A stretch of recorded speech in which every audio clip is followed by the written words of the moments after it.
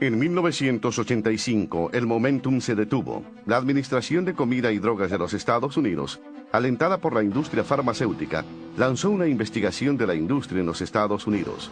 Esto provocó un pánico a nivel nacional, llevándose a Herbalife consigo. Habrán más artículos saliendo sobre esta empresa y no todos serán positivos. Algunos de ellos serán muy negativos, ¿entienden?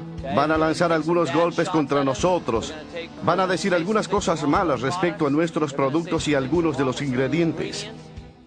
Uno pone este polvo de proteínas que le hacen sentir con vida y a su vez lo critican a uno por hacerlo. Yo pienso que la crítica llega cuando uno tiene a tanta gente yéndole tan bien. Es sujeto a preguntas. ¿Cómo le puede ir tan bien a tanta gente? Y me parece que lo mismo aplica al dinero. La empresa, como lo anuncié en el programa, cuenta con ingresos de 500 millones. Pero tú cuentas con muchos socios con los que tienes que compartir esa cantidad. Hay aproximadamente 1 millón de distribuidores afuera. ¿Cuánto de eso le llegará a ellos por vender el producto? 66%. 66 de ello le llega a la gente, sí, a los distribuidores. Con el apoyo de miles de distribuidores que marcharon en Washington, D.C., Mark testificó frente al Senado de los Estados Unidos en lo que fue su batalla por su sueño. Durante 6 días de arduo testimonio televisado en los cuales Herbalife fue su principal enfoque, la confianza de Mark en sus productos y su sueño nunca falló. Debieron traer a esas personas en lugar de a esos supuestos expertos en nutrición. Pienso que si son tan expertos en la pérdida de peso, ¿por qué están tan gordos? Me parece, y no estoy tratando de hacer un chiste, que deben usar nuestros productos. Quisiera decir algunas palabras primero. Pienso que la pregunta principal en esta sala en los últimos 2 días ha sido, ¿son los productos de Herbalife seguros? Y ha sido claro en estas reuniones durante los últimos 2 días que invariablemente lo son. Estoy feliz de anunciar que después de 1 año y medio con muchas discusiones en la Administración de Alimentos y Drogas, el abogado general del Estado de California y el Departamento de Salud del Estado, estas 3 agencias han determinado de manera independiente que los productos de Herbalife han sido y siguen siendo seguros para el público americano. Además que todas las afirmaciones, etiquetas y materiales de marketing están de acuerdo con el espíritu y la letra de las leyes federales y estatales.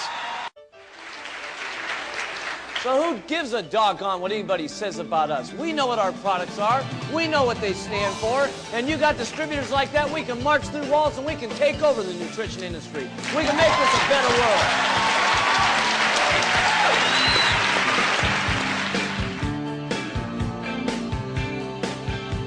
Slightest little vision and maybe the glimmer of hope that we truly are going to take Herbalife country by country and language by language, and we truly are going to take this thing completely around the world.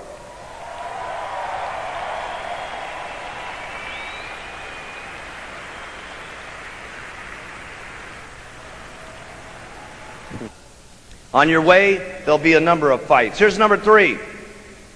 If you hear any rumors about the company, and if you hear any rumors about me, and trust me, you're going to hear them, as you get back into your countries and back into your own little organizations and so on, you don't think as we go out here and help 5, 6, 10, 20, 30 million people lose weight, that their blood pressure comes down and their nitroglycerin doesn't have to be taken anymore, and they've lost so much weight that they don't have to put insulin into their arms every single day because they've lost that weight?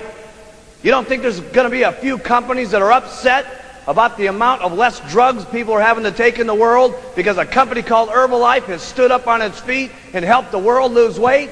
Who cares? We got a couple of people that don't like us out there. You think as we're spreading the nutritional habits of the world around the world, some of the fast food companies going to be in love with a thing called Herbalife? Hey, who cares?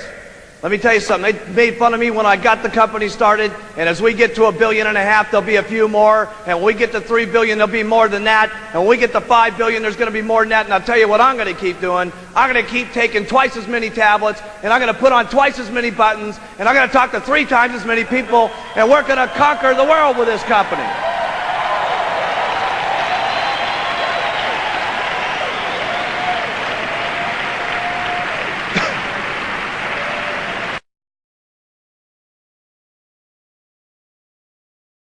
had, the population of obese and overweight people has more than doubled.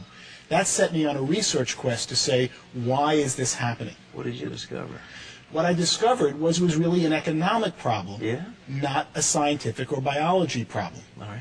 In effect, we have a $1 trillion food industry in the United States. We pay farmers $40 million to produce food, but $960 billion is paid to packaged food companies and fast food companies.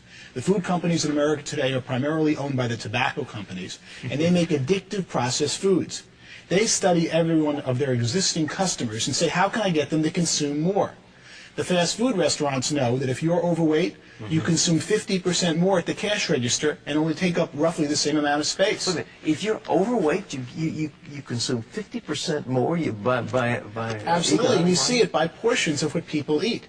So they study American consumers like rats in a laboratory. You have a favorite Christian singer, and all of a sudden you feel good about a certain addictive fast food. Guess who sang the commercial that's in the back of your mind when you go to buy it at the checkout counter?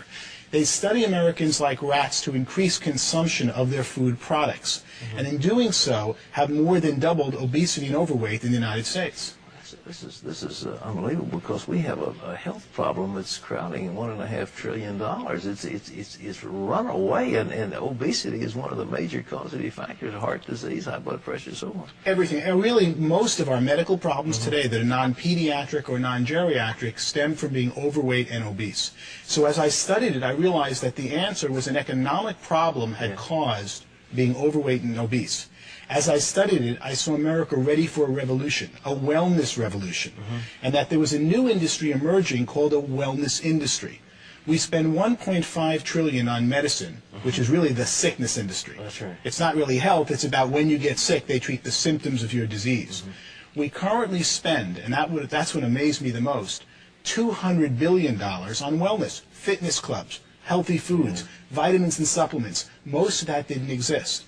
When I ran the numbers, I could see that the $200 billion wellness industry, which is primarily today upper-class baby boomers who are consuming them, first thing someone does when they make money is try to get healthy. Oh, yeah. And they get out of the diet and kind of medical care most of us get, and they start getting healthier. And that this $200 billion, I projected, would grow to a $1 trillion wellness industry by 2010.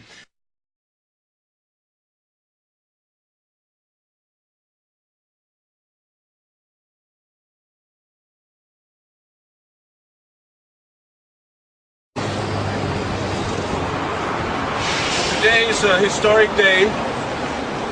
It is the 15th of June 2003, and we, on behalf of the people of the world, have come here to The Hague to bring a complaint in front and to the International Criminal Court that has been established here on behalf of the United Nations to prevent crimes against humanity committed in connection with the pharmaceutical business with disease, against those millions of patients who have been dying from heart disease, from strokes, from cancer, from many other diseases that long ago could have been eradicated if not for their financial interest and greed.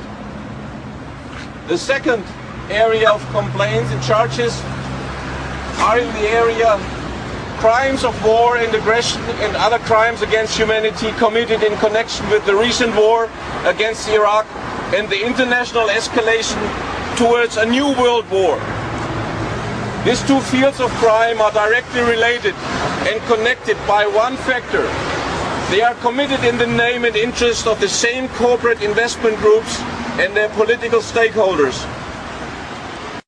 We're here for very peaceful means. We just want to hand over a complaint to the prosecutor, Senator Moreno Ocampo, who will start his office on Monday. And we ask you to take that and forward it to him. Will you do this? Thank you very much. Thank you. Okay. All right.